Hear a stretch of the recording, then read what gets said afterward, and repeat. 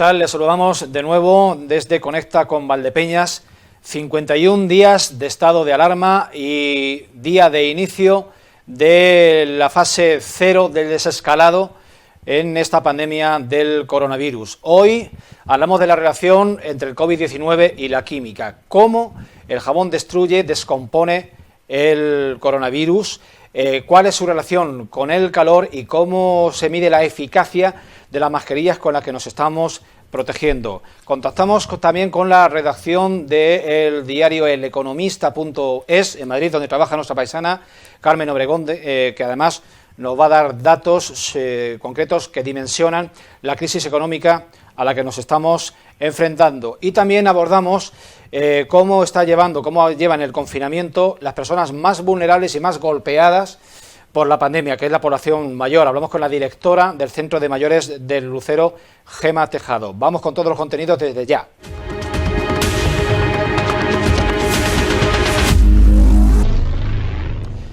Hay tres cuestiones de interés general que se desataron desde el inicio mismo de la crisis del coronavirus en nuestro país y me imagino que en el resto lo mismo. Y tienen que ver con el uso del jabón para eliminar de nuestras manos y nuestro cuerpo la posible presencia de coronavirus y si con el jabón sería suficiente y no hacen falta los hidrogeles que estamos usando habitualmente en las empresas y en los establecimientos. En segundo lugar, la eficacia de las mascarillas y la utilidad respectivamente en función de la permeabilidad al paso de microorganismos. Y en tercer lugar, también muy en la mente de la gente, cómo el calor puede neutralizar y acabar con el coronavirus. José Luis Garrido Lara es profesor de grado de Química en la Universidad Nacional de Educación a Distancia, Centro Provincial de la UNED en Valdepeñas, y participa en ese interesante ciclo de ponencias que se están impartiendo online y que se ha organizado durante el tiempo del confinamiento. José Luis Garrido, ¿qué tal? Buenos días. Buenos días. Bien, como decía, estamos siguiendo este ciclo y asistimos la semana pasada a finales a tu conferencia y nos gustaría saber en primer lugar, o que explicases a los telespectadores, si el uso del jabón, según planteas, descompone la estructura del coronavirus atacando la membrana y por tanto acaba con él. Entonces la pregunta es lógica, ¿solo con el uso del jabón sería suficiente o también es recomendable el uso de los geles hidroalcohólicos? A ver, el jabón es algo más efectivo que los hidrogeles, por los componentes que tiene. Lo ideal, y recomiendo en el vídeo, es que el jabón lo dejemos un ratito en las manos, no lo sé, el tiempo es difícil de determinar, pero una vez que nos pongamos jabón, pues dejar eso 10, 15, 20 segundos para que haga su efecto, luego ya el agua arrastrará. Y bueno, pues lo que hacía referencia es que no lo elimina como tal, sino que destruye su capa, destruye su membrana y por eso acabamos con él. Los hidrogeles prácticamente hacen el mismo efecto. Quizá un pelín menos, parece ser que en los estudios científicos parece que el efecto del alcohol es algo menor, pero claro, por contrario es mucho más rápido. El uso del hidroalcohol es muy rápido porque uno se lo añade y enseguida se evapora y puede seguir trabajando o haciendo lo que esté haciendo. Entonces, recomendable algo más el jabón, pero cualquiera de los dos es útil. Bien, ¿cuál es más pernicioso, cuál es más perjudicial, el hidrogel o el jabón con un uso intensivo como el que estamos haciendo sobre la superficie de la piel, sobre la epidermis? ¿Cuál de los dos perjudica más? Hay que tener en cuenta que hay muchos tipos de geles, incluso las concentraciones que les añaden los fabricantes puede variar mucho y luego hay gente que dependiendo de su tipo de piel pues es más sensible a una cosa que a otra. Creo que el alcohol es algo puede dañar un poquito más la piel o irritarla, pero todo va a depender de la persona y de la concentración del propio jabón y de la concentración del propio alcohol en el gel o en el hidrogel. ¿Qué tipo de jabón sería más recomendable para el uso en estas circunstancias? ¿Un jabón neutro, un jabón más básico? En fin, ¿cuál sería el más recomendable? En principio eso no va a afectar demasiado, ¿vale? Los componentes de ese jabón que tienen una parte hidrofóbica y una parte hidrofílica, lo que hacen es se unen a las paredes de la membrana y la destruyen. No afecta demasiado. Sí que el tema de básico neutro puede afectar un poco más. Las personas lo tienen que probar para que, bueno, pues le pueda afectar más a la piel o dañarla o afectarle un poquito, pero eso es más un poco a nivel interno, a nivel individual. A efectos de destrucción de ese microorganismo no afecta demasiado. Pasamos al tema de las mascarillas, que se clasifican, como bien expones, en FFP1, 2 y 3 en función del tamaño de sus poros, pero encontramos que la máxima, que es el FFP3, el diámetro, digamos, de los poros se va a 0,1, no, a 1 micra, cuando resulta que el tamaño del coronavirus oscila entre 0,1 y 0,4 micras, con lo cual podría penetrar como Juan por su casa, casi diciéndole a la pata a la llana. No. El tamaño de la FFP3 es pequeña. Sí, no, te decía que el tamaño de la FFP3 es incluso más pequeña. Lo que pasa es que hay que tener en cuenta que un virus no está en el aire como tal, son tan pequeñitos que se agregan en partículas, en moléculas, en gotas, y esas gotas son muchísimo más grandes. Nosotros las vemos muy pequeñas, pero a efectos de un poro, de ese agujerito que yo comentaba, son muchísimo más grandes, nunca van a traspasar una FFP3, es prácticamente imposible. Incluso yo recomiendo que, ahora ya no, porque se está todo normalizando, pero al principio, cuando había falta de mascarillas, la gente se asustaba porque podía tener mascarillas de tela, incluso alguien hablaba de bufandas y tal. Evidentemente no es la mejor forma, pero si no hay nada, si no disponemos de nada, una mascarilla de tela o una bufanda también hacen su uso. Es decir, pueden dejar pasar cierta parte del aire, pero muy poca. Es decir, es preferible tener algo, una bufanda, una tela, que no tener nada. Y evidentemente lo mejor es una mascarilla FFP2 o FFP3. Cualquier cosa supone una barrera enorme, porque, ya te digo, son pequeñas partículas, micropartículas, que no es fácil que traspasen una tela o un tejido.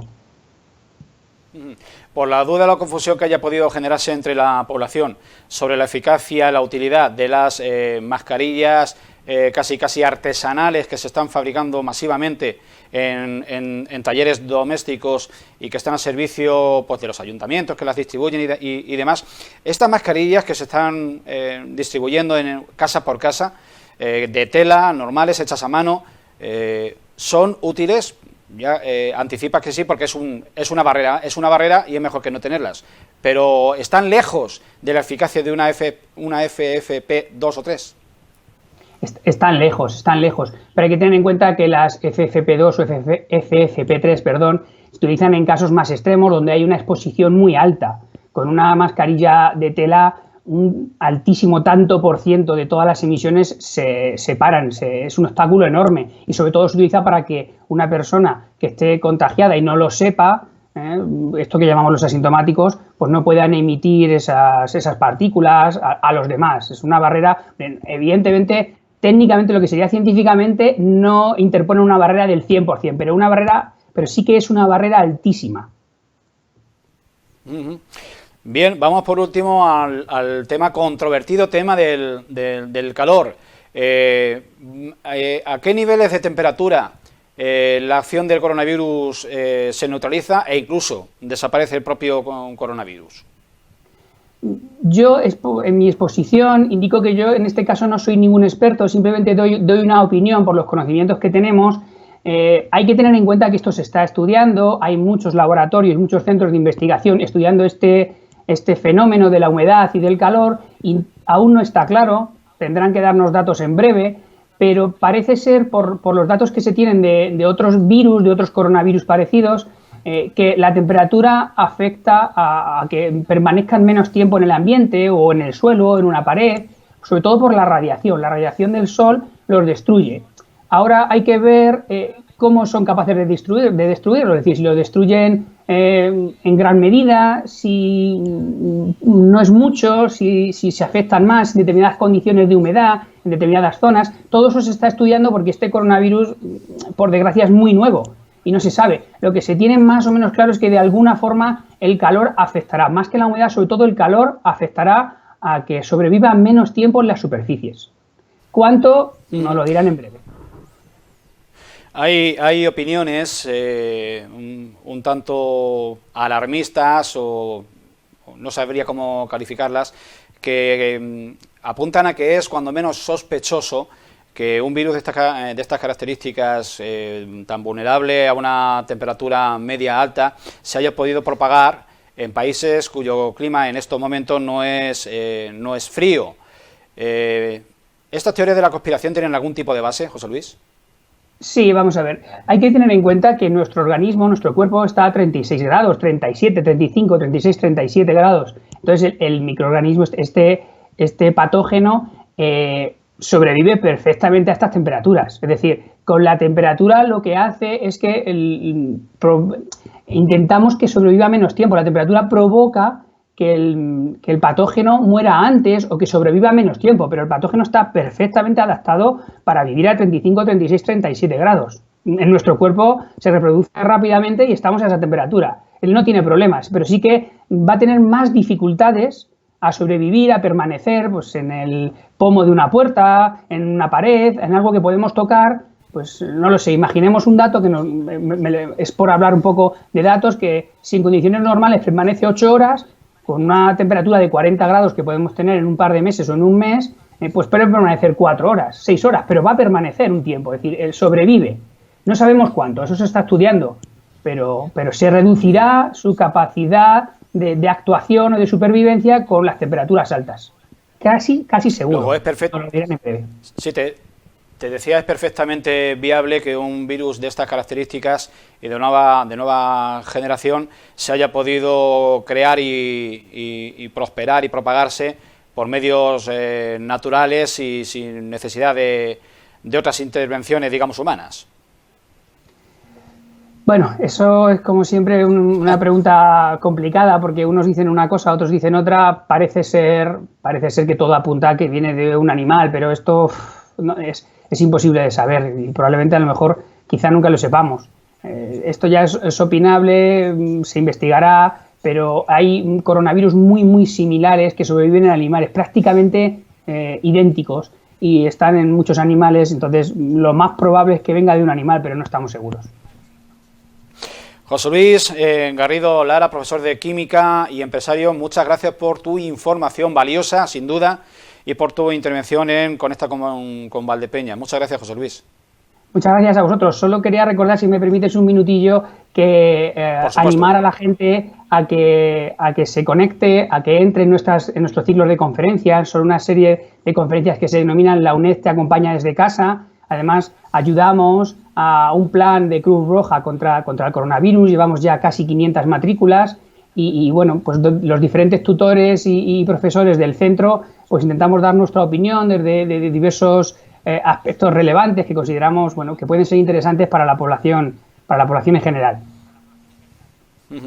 Además, un ciclo de conferencias en el que se ha involucrado prácticamente la totalidad del claustro de la UNED de Valdepeñas, de Puerto Llano y de Alcázar de San Juan, y que se va a prolongar inicialmente hasta el día 18, o sea que tiempo hay. Luego permanecerán activos los enlaces para poder entrar en la plataforma durante 2 meses, y sin duda la inmensa mayoría, todas, son muy interesantes, como esta que nos acaba de trasladar el profesor José Luis Garrido.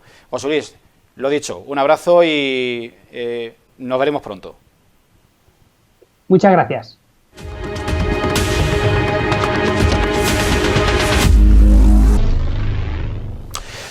Las personas de mayor edad son las grandes víctimas de todo esto que nos está pasando. Son quienes con más virulencia y con resultados más fatídicos están sufriendo el COVID-19 y quienes también sufren con mayor crudeza el confinamiento. Los centros de mayores, que suelen ser centros de encuentro y donde muchas personas mayores en todas las poblaciones desarrollan la mayor parte de su actividad social, llevan cerrados más de 50 días y esto influye en el estado anímico y en la salud mental, nos atreveríamos a decir, de las personas de mayor edad. Gemma Rocío Tejado Peñuela es la directora del Centro de Mayores del barrio de Lucero de Valdepeñas. Gemma, ¿qué tal? Hola, buenos días, muy bien. ¿Cómo se lleva? Ya no... Dinos. Sí, no, decías que la situación de confinamiento hace que nuestros mayores hayan dejado de hacer todas aquellas actividades que le ocupaban gran parte del día. Entonces, este confinamiento lo que les puede llevar es a una merma de las capacidades. Hay que pensar que el cuerpo humano está lleno de músculos y el cerebro como tal es un músculo más. Si los músculos se dejan de mover, se dejan de movilizar, se atrofian. ¿Cuál es el objetivo que podríamos tener en este confinamiento desde el centro de día? Desde el centro de día estamos haciendo distintas iniciativas para intentar que los mayores intenten mantener las capacidades físicas y cognitivas que puedas tener. Como bien decías, no solo afecta a la movilidad física, sino también a la capacidad cognitiva. Pensar que el ser humano es un ser que no vive solo. Estamos constantemente socializándonos con unas personas y con otras. Las personas mayores tal vez no podríamos generalizar, porque igual que con los niños hay distintos grupos de segmentos de edades en las que no es lo mismo un niño de 5 años que uno de 10, podemos decir que las personas mayores tampoco pueden estar todas en el mismo saco. Lo que podríamos diferenciar un poco son las actividades de las personas autónomas y las personas más dependientes. Piensa que para las personas autónomas, que además no tienen las obligaciones típicas como podemos tener las personas que estamos en una edad activa laboralmente, de ir a trabajar y demás, con lo cual ellos han ocupado todo ese tiempo en muchísimas actividades. Hay que decir que las personas mayores en la actualidad son personas mayores que son muy activas, son personas mayores que están bien físicamente y hacen actividades para ocupar todo ese tiempo e intentar mantenerse lo más activa posible. Si bien es cierto que para las personas dependientes este confinamiento se puede llevar peor, en el sentido que ellos necesitan la ayuda de otras personas para poder relacionarse, moverse, etcétera. El centro, Gemma, ¿tiene algún tipo de comunicación con sus usuarios o desde que cerró no sabéis nada de ellos hasta el día de hoy? No, nosotros, siguiendo los criterios de la Junta, el 13 de marzo procedimos por el último día de atención en el servicio de estancias diurnas. Si bien es cierto, el día 13 mantuvimos el último día de atención con el servicio de estancias diurnas, comedor, podología y peluquería. El día 12, se suspendieron todas las actividades de envejecimiento activo. Tenemos que decir que por grupos, por ejemplo, el servicio de estancias diurnas, desde el día de apertura, el último día que estuvieron ellos en el centro, se llevaron actividades para poder hacer ellos en casa. Desde el lunes siguiente hemos estado en comunicación con ellos y estamos haciendo un contacto telefónico diario con todos ellos, con todos los que no tienen deterioro cognitivo y no tienen limitaciones auditivas, es decir, con los que podemos mantener una comunicación telefónica efectiva. Se han establecido por parte de la terapeuta, ha creado unas actividades individualizadas para que se puedan adaptar a la realidad telefónica y a partir de ahí los llamamos todos los días. Además de ellos, ya te digo, se llevaron unos libritos para hacer las actividades. También hablamos con los familiares con el objetivo de orientar, saber y sobre todo conocer tanto el estado de salud, no solo de la persona dependiente, usuaria del SED, sino también de los familiares. Estas personas son las que están atendiendo las 24 horas del día ahora a sus propios mayores. Entonces necesitamos conocer cómo están. También se les ha prestado, por ejemplo, se ha ampliado el servicio de comida a domicilio. El servicio de comida a domicilio ha incrementado el número de usuarios para poder satisfacer las personas que antes tenían la comida resuelta a través del comedor social o del servicio de estancias diurnas. Y por último, con el envejecimiento activo también. Con Televaldepeñas estamos haciendo el programa de mayores activos también en casa, así como estamos haciendo una actividad de estimulación cognitiva telefónica con aquellos mayores nuestros, con los mayores que teníamos en el taller de estimulación cognitiva de Lucero, que es un perfil homogéneo. Entonces, con ellos nos permite, tanto por WhatsApp, les mandamos actividades para que hagan, como por teléfono, hacen una comunicación semanal con la terapeuta para que ella les establece orientaciones, rutinas, etcétera, ejercicios que pueden hacer todos los días en casa. Gemma, ¿para cuándo se prevé que los centros de mayores puedan volver a abrir sus puertas dentro de estas fases de desescalamiento del estado de confinamiento?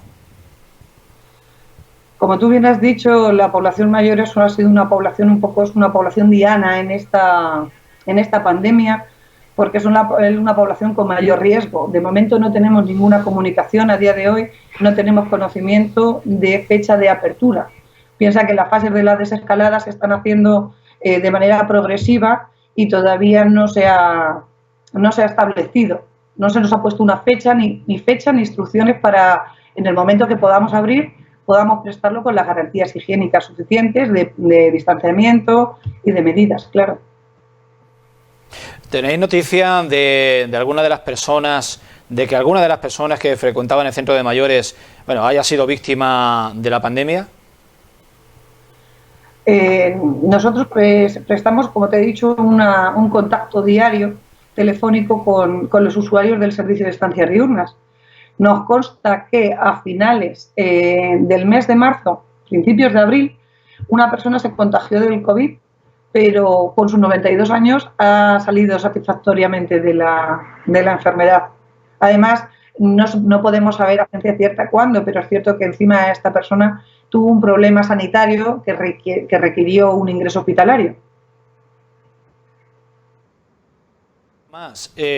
Una vez que el centro, este y otros, vuelvan a abrir al público, ¿será una reapertura sin más? ¿O se hace necesaria una readaptación o un volver a empezar? En fin, ¿cómo lo contempláis? Hombre, estamos, ya te digo, estamos a la espera de que nos den instrucciones la Junta de Comunidades, tanto la Junta de Comunidades como el propio Ayuntamiento de Valdepeñas, para seguir estas indicaciones.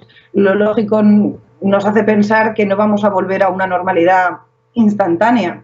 Entiendo que cuando nos hagan la reapertura nos harán también fases dentro de cada centro para las medidas. Si bien es cierto, tú piensas que, por ejemplo, en el Lucero se hacían más de 123 actividades al año, actividades que la mayoría de ellas, te puedo hablar de gimnasia, memoria, etcétera, la ratio eran 18 personas por sala. Entiendo que eso nos lo van a ir haciendo de una manera progresiva y pausada. Bien, por último, nada, desear que tengáis un pronto reencuentro con los mayores del centro de la calle Zarzas y bueno, dejar abierta la entrevista, que hagas alguna aportación más que no te hayamos planteado nosotros a ti, Gemma. Yo simplemente quería mandar un mensaje de tranquilidad. Nosotros hablamos mucho con los mayores del centro del Lucero, del centro de día municipal, y la verdad es que ellos están deseando venir. Lo único que les decimos, paciencia, estableceros rutinas, moveros lo que podáis, intentar hacer actividades. Hay una cosa que con el envejecimiento no varía, y es la creatividad y la imaginación. Por tanto, que utilicen todo eso para que hagan pequeñas metas que día a día puedan conseguir, pequeñas actividades en su casa, no grandes logros, sino algo que les pueda dar una satisfacción casi inmediata, de manera que ellos vayan viendo que día a día se va pasando. Y nada, trasladar un mensaje de ánimo a toda la población y de pesar a todos los que hayan podido enfermar o causar la muerte, claro. Pues Gemma Rocío Tejado, nuestro agradecimiento por entrar en Conecta con Valdepeñas y nuestros mejores deseos de cara a esa nueva normalidad. Muchísimas gracias, esperemos que sean así.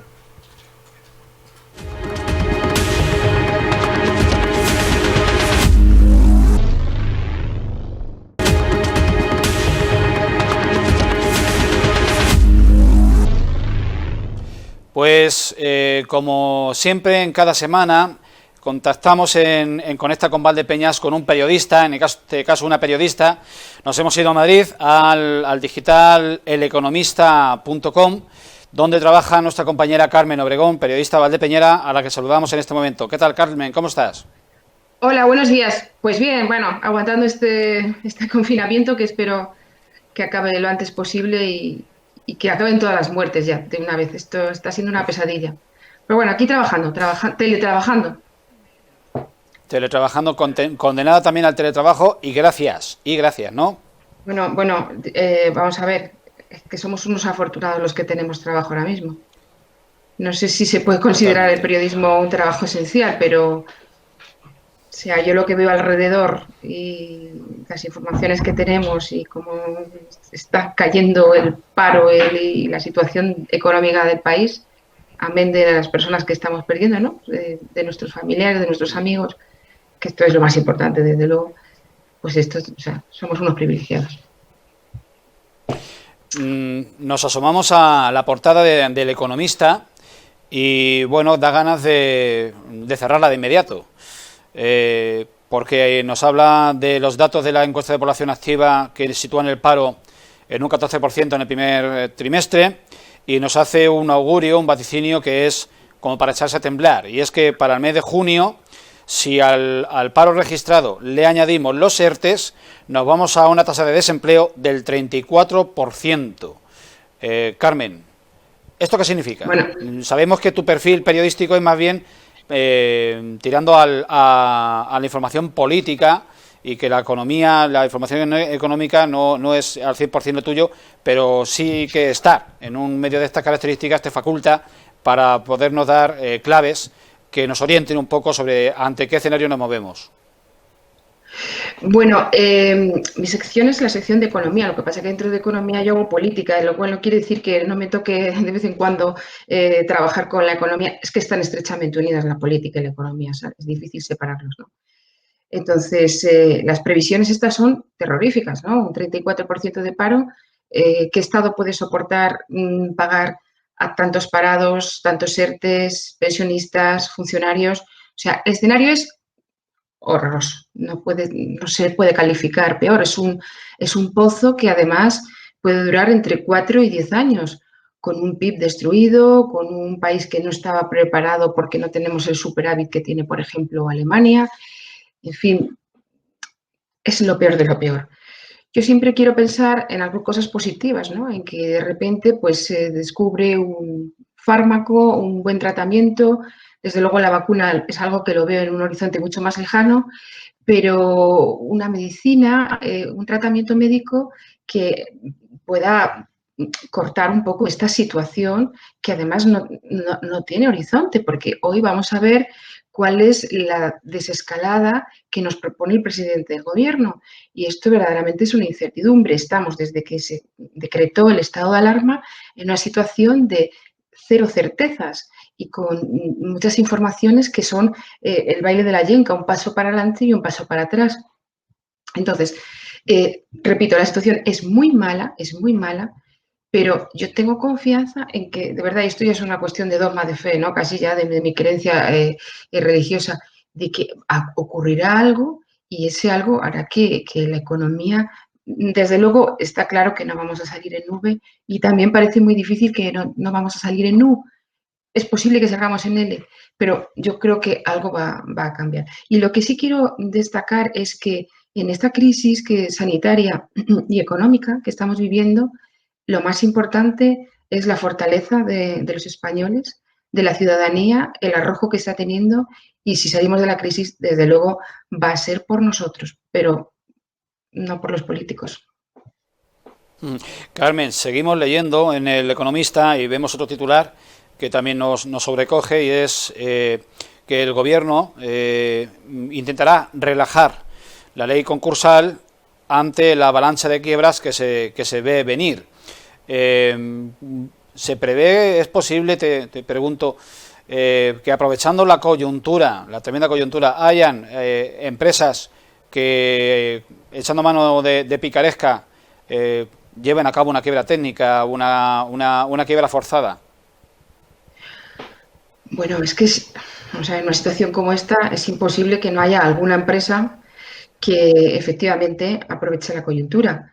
Pero yo quiero pensar que el empresario es un tipo que lo que quiere es crear trabajo y crear riqueza. Entonces, el empresario que se acoja a esa suerte y haga triquiñuelas y trampas, pues mal empresario es, ¿no? No es un empresario. Entonces, efectivamente, si es que en una situación como esta se van a dar casos de esos, pero sinceramente yo pienso que esos casos van a ser anecdóticos. De verdad, ¿no? Yo creo que la clase empresarial española está por encima de esas cosas, ¿no? Ocurrirá, pero creo que sinceramente va a ser anecdótico.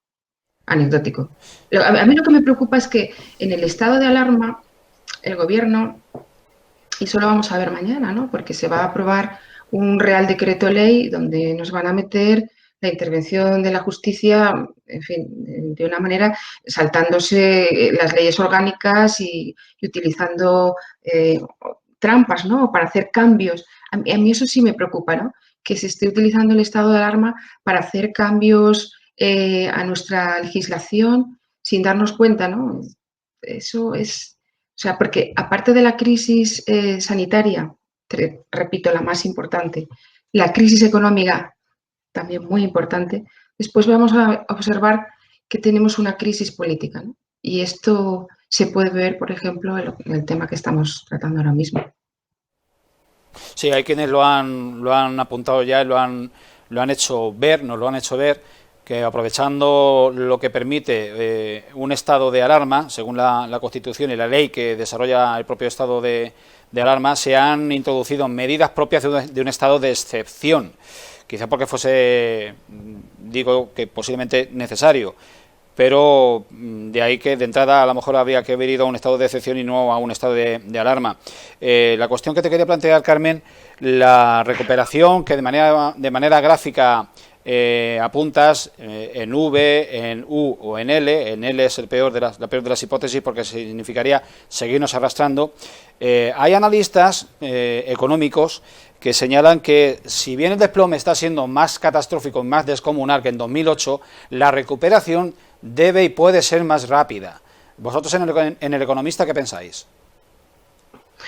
Bueno, es que hay, efectivamente, como tú bien dices, hay muchas teorías, ¿no? Cada analista, yo también pienso que debería ser más rápida. Es una crisis distinta, su origen desde luego es diferente. Es decir, tú de repente llevas tu vida normal y al día siguiente te encuentras con que te cierran la puerta de tu oficina, de tu trabajo, tienes que bajar la persiana y no puedes trabajar. Y claro, se supone que si dentro de 3 meses, 4 meses, no sé cuál es el horizonte, ¿verdad? Bueno, para el turismo ni hablamos ya, con las cosas que nos está contando el gobierno, puedes volver a abrir la ventana y puedes volver como si no hubiera pasado nada. Pero es que si no hubiera pasado nada, eso no es cierto. O sea, es que hemos dejado de producir, es que el país se ha colapsado, es que no se han tomado medidas para que este confinamiento hubiera sido de otra manera, ¿no? Entonces, yo no podría, de verdad, no podría hacer una previsión. Antes he dicho que si hay una salida, la salida la tienen los ciudadanos, que confío en ese arrojo para cambiar muchos valores para este país desde esta crisis del coronavirus, pero verdaderamente no tengo elementos ahora mismo para decir cómo vamos a salir de esta crisis. No, es que no lo sé. O sea, de verdad, no lo sé. Ni tengo elementos científicos ni tampoco los tengo políticos, porque vivimos en una incertidumbre tremenda. Esto es horroroso, pero bueno, es que es realmente lo que hay, ¿no? Carmen, en una situación inédita y extrema como en la que estamos, el gobierno central, al que vosotros seguís muy, muy de cerca, a veces da signos, evidencias de cierta improvisación, con constantes cambios de opinión y de criterio.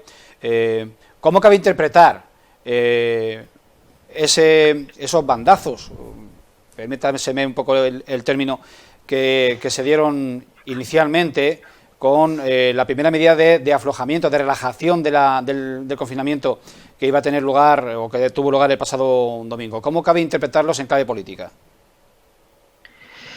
Bueno, en eso estoy más puesta, porque lo que sí que no quiero transmitir un mensaje de desesperanza, y a lo mejor en las palabras en el discurso que he tenido anteriormente, desde luego no es que se pueda traducir, realmente es que he dicho eso. Bueno, vamos a ver. Quiero ser un poco más positiva, ¿no? Repito, confío en la gente y creo que la gente, las personas, los ciudadanos, los españoles, los trabajadores, todo el mundo va a poner de su parte y esto va a poder pegar un cambio. Respecto a la política, si es que esto de la política, desgraciadamente, es una de las cosas que nos hacen estar más desesperanzados, porque lo que vemos es una imagen penosa de un gobierno sobrepasado, poco preparado, intelectualmente, técnicamente, en muchos sentidos, con unas diferencias ideológicas de familias ideológicas extremas, que tiene que ver Nadia Calviño con Pablo Iglesias, verdaderamente no tiene nada que ver, ¿no? Entonces, yo recuerdo que el día que se decretó el estado de alarma, a mí me llegó una información de Moncloa de una bronca tremenda que había habido en el Consejo de Ministros entre Nadia Calviño y Pablo Iglesias. Sobre todo estas dos personas, aunque había grupos, ¿no? Digamos que los más economicistas y más técnicos al lado de Nadia Calviño y los más políticos y escolados a la izquierda pues con Pablo Iglesias, ¿no? Eran los menos. Pero esa bronca fue muy gorda porque Iglesias llegó a plantear pues la nacionalización de algunos sectores estratégicos de la economía española. Eso derivó en un enfado enorme y hasta en el planteamiento de algún que otro ministro de dimitir en ese momento. Bueno, pues yo creo que desde ese 14 de marzo hasta el día de hoy, ese ambiente no se ha perdido en ningún momento, ese mal rollo no se ha perdido en ningún momento en el Consejo de Ministros.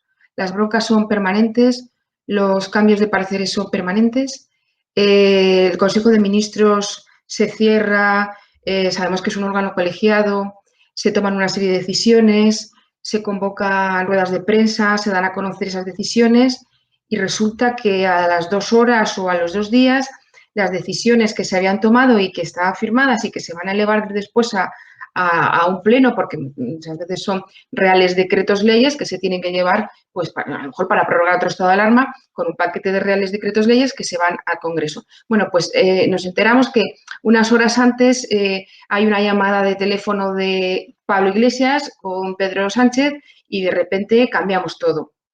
O hay una llamada de teléfono de un presidente autonómico y quejándose de un confinamiento muy duro y pidiendo, por favor, una apertura y se cambian cosas. Entonces, esta es la constante de este gobierno.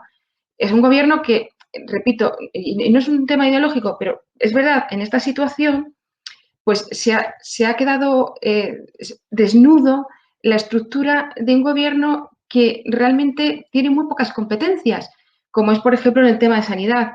Pues claro, que hemos visto, la sanidad está delegada a las comunidades autónomas. Las comunidades autónomas saben gestionar su propia sanidad.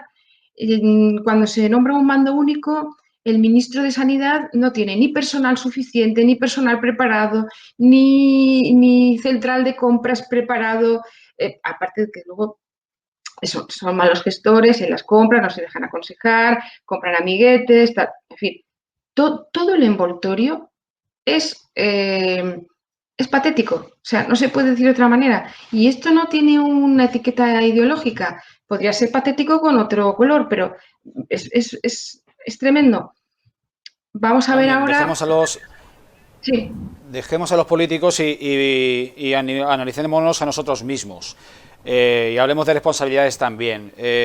Un primer paso para aflojar el confinamiento, y el domingo se convierte en muchas partes de nuestro país en una auténtica romería, en una acumulación de gente atroz, donde no se guardan las distancias sociales absolutamente para nada y donde salen a pasear a los niños, padre y madre juntos, cuando se había dicho clarísimamente que eso no era posible.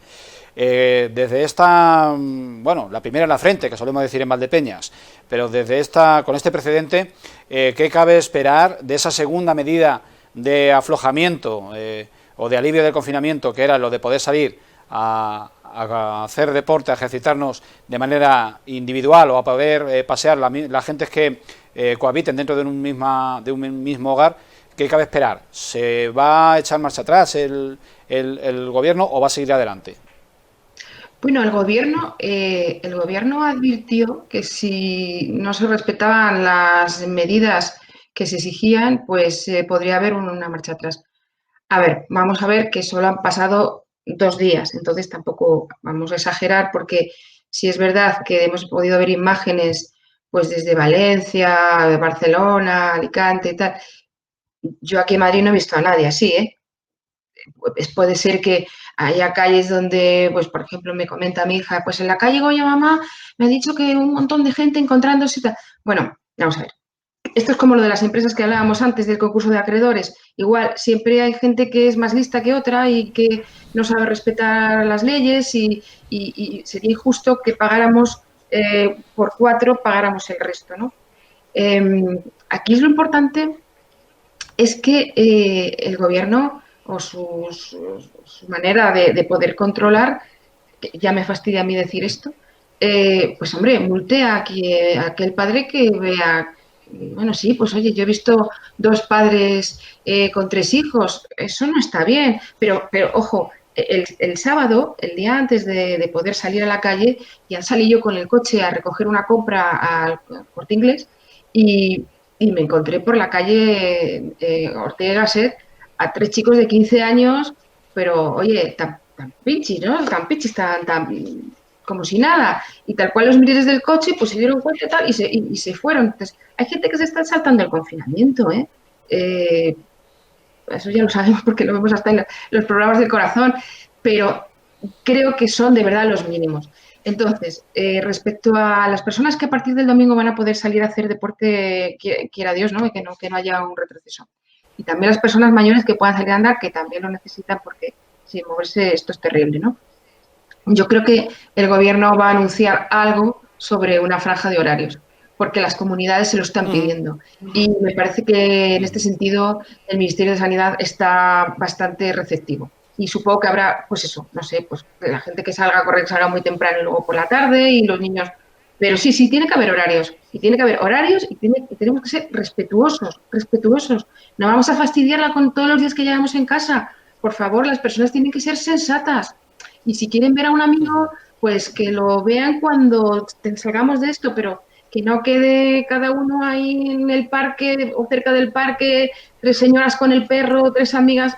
Hombre, no lo fastidiemos. De verdad, no merece la pena. Carmen, te vamos a despedir, te vamos a enviar un cordial abrazo y un deseo de vernos pronto por la plaza, por la plazoleta Balbuena, tomando un vino, una cerveza y en unas circunstancias bastante más deseables que las actuales. Carmen Obregón, el economista, muchas gracias por tu respuesta y por haber participado en Conecta con Valdepeñas. Un abrazo. Muchísimas gracias a vosotros. Yo tengo muchas ganas de ir a mi pueblo y sobre todo de ver a mis padres, que para mí está siendo lo más duro de todo este confinamiento. Un saludo para todos. Muy bien. Hasta luego. Hasta luego.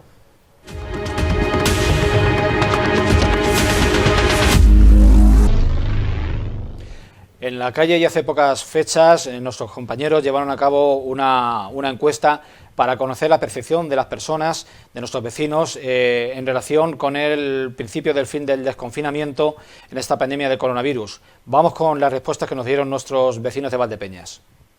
Nos encontramos en plena callejuela, como es natural, pues con muy poco público. Prácticamente todos los comercios, a excepción de los que ya estaban abiertos, continúan cerrados. Se habla de que hacia la segunda semana de mayo pudieran abrir muchos de ellos. Y bueno, estamos inminentes ante esa segunda fase hacia la desescalada. Ya sabemos que el pasado domingo se dio un paso adelante, en este se quiere dar también otro paso adelante con la salida a hacer ejercicio, hacer deporte y también a pasear, lógicamente guardando unas normas y principalmente sanitarias. Y bueno, pues vamos a preguntar a los viandantes que por aquí nos encontremos qué les parece estas fases previas a la desescalada.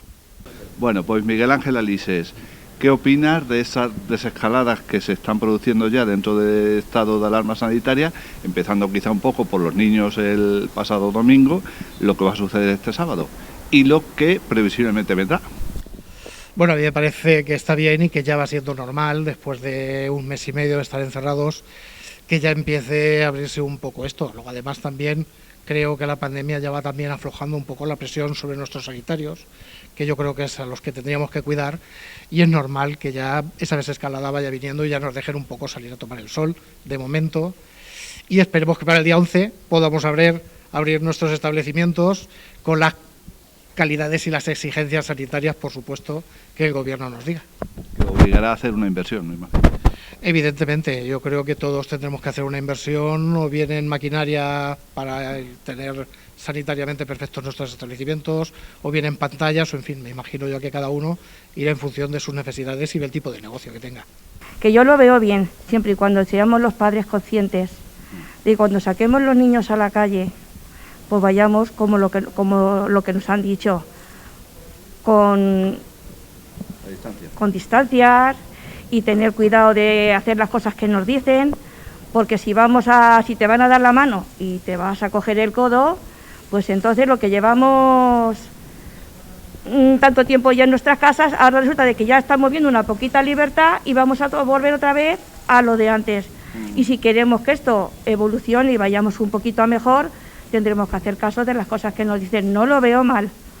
Ya estamos todo el mundo deseando de respirar un poco, porque mira, ahora mismo es la primera vez que yo vengo por la calle de las escuelas y veo todo cerrado. Y llevo una pena en mi alma que no puedo con ella. Entonces, si poquito a poquito nos dan esa libertad de ir saliendo con conocimiento, con nuestra situación que tenemos y mirar por todo el mundo y cogiendo nuestras distancias, poco a poco lo conseguiremos. Pero si te dan la mano y tú te coges el brazo entero, pues entonces yo no lo veo bien. Que los niños salen, por supuesto, y están tan contentos solamente por verlos por la tele cuando salieron el primer día. Eso es la alegría del mundo entero. Y sí, poquito a poquito, a ver si salimos de esto que nos ha venido, porque es que no se lo esperaba esto nadie. Yo creo que en principio bien, pero hay que ser un poco prudentes ahora a ver cómo se va a llevar a cabo, sobre todo en los desplazamientos y el salir los niños y los adultos juntos no lo veo yo muy claro. No lo veo muy claro. Y en cuanto a los desplazamientos de provincias, sobre todo para el sector de restauración y turismo, pues cuanto antes se aclaran los temas mejor, porque va a ser muy duro para ellos. ¿Qué consejo le daría, por ejemplo, a las personas que ya este fin de semana van a poder salir, por una parte, a hacer ejercicio y por otro, a pasear en una edad, como bien dice, que no... Que salieran siempre y cuando se guarden las distancias de seguridad. Aunque sea el matrimonio, hay que guardar la distancia de seguridad y sobre todo, las aglomeraciones. Pero salir yo creo que es muy beneficioso, sobre todo para las personas ya de una cierta edad que lo necesitan, tanto para su físico como para su mental.